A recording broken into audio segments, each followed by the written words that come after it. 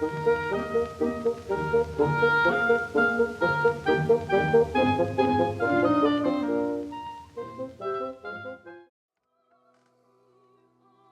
think what I'd like to do is show one final thing with the tip that I may have neglected to show in previous videos, and that is the importance of the tip having a beginning.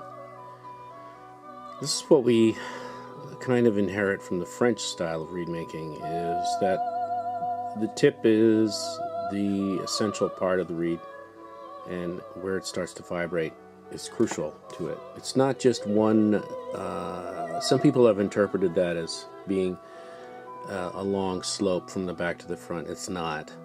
It has to have a starting point where that tip will vibrate. So I'm going to try to help clarify that. This is really the one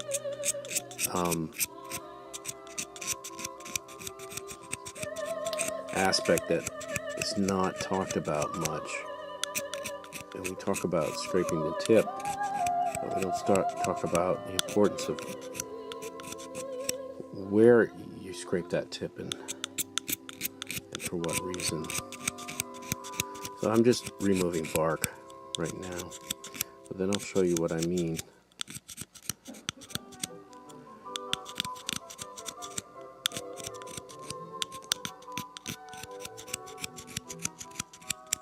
So let's measure it.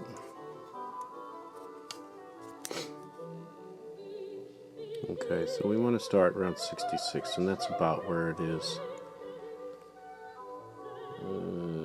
Yeah. So what I want to impress is that where you start, the tip is very important. I know in previous videos I've shown a lot about scraping the tip, but this aspect of it I haven't really gotten into. Showed a lot of scraping the end of the tip thin, and you can do that, but without a starting point, the tip is not going to vibrate properly. And this will get the reed to work a lot quicker. Now, maybe in one of the videos I showed you to scrape down the middle, and that's true to a certain degree, but it's just to emphasize the beginning of the tip, and that's what I'm trying to show in this video. The tip really is where it's at, and people say that, but they don't really get into it, and I'm going to try to clarify this.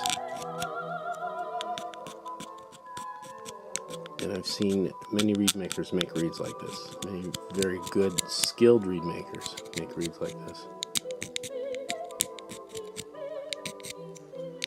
I don't want to go too far. Let's get the plag.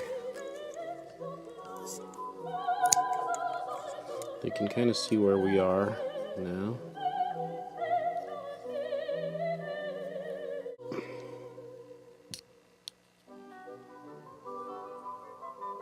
Let's see how it's starting, yeah?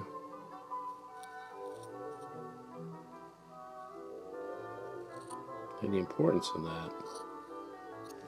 So we'll just keep continuing to see if we can see the thickness of it.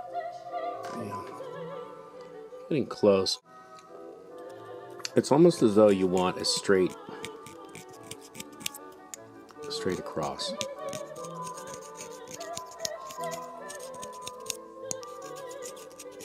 But I have to say that, you know, when you scrape reeds, the deciding factor of reed making is not the scrape. It's primarily the cane and the gouge.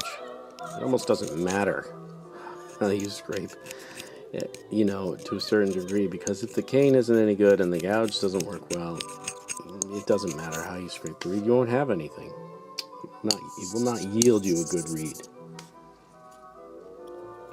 So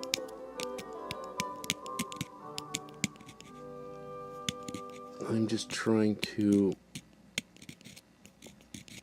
just even it a bit.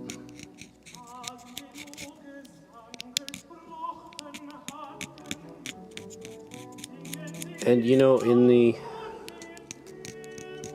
reed making video, in one of my previous videos, Jay Light, I kind of touch upon this where I scrape flat and even in the middle. This is how the tip gets to vibrate. Okay, now let's see if it makes a sound. Then it does. And then you can scrape the channels.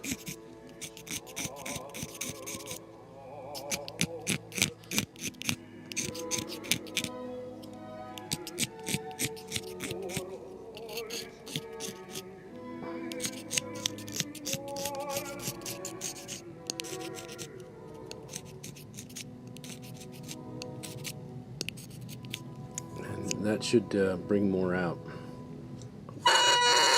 And it does. So if we look at it now,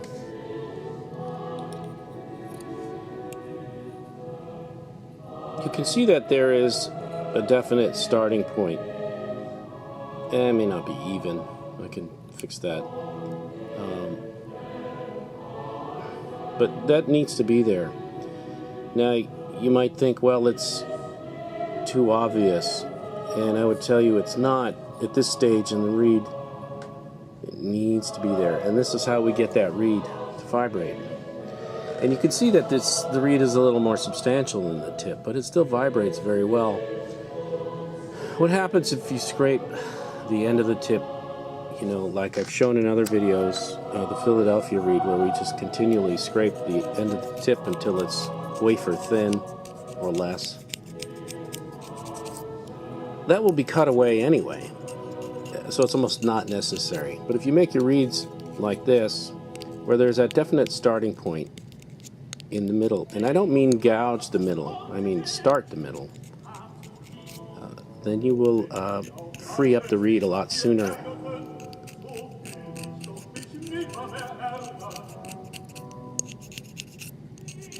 Now, if you're skeptical as how this may turn out, I'll continue on, perhaps in another video, where you can see how we even the sides and match the back, and we get it to work for us.